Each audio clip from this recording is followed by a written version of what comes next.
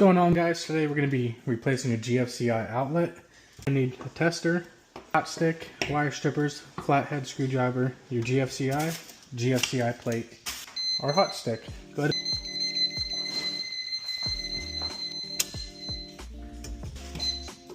Test both. Yep. And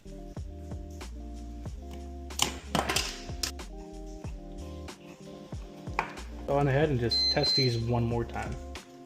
So if you notice, we got two lines, top and bottom. So for this instance, if it's not just one pair of wires, so black, white, and ground going to your outlet, you're gonna have to test to see which one is coming from the panel to here that supplies the power, because obviously the second set of wires jumps to another outlet, which I'm gonna guess is the one down here. We got the right side, left side. We're gonna go ahead and strip these back.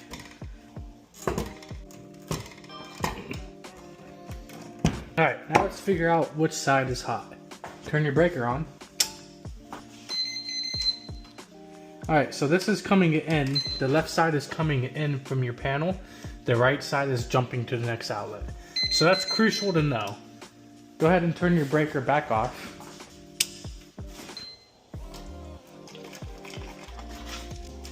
You have this top line says line, this bottom one says load. Now the way I remember this is line, you have IN in the middle. That means in. That means the power from your breaker box to the wire, your power coming in, and then load, you have an O in there, that's out. That's your power out. That'd be this side. You need your in, your line feed in from the breaker box to go onto the top part. Your out, your load out, is gonna go on the bottom. You got your in up top, tighten that down. Black goes to gold, white goes to silver. And then your out, which is your wires that did not have power to them whenever you turned on that breaker box. This will jump to your next outlet.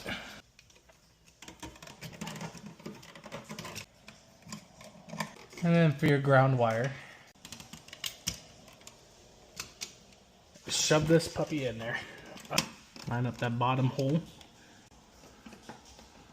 Your top one. Your GFCI plate. Turn your breaker back on. Push the reset button. Go ahead and test.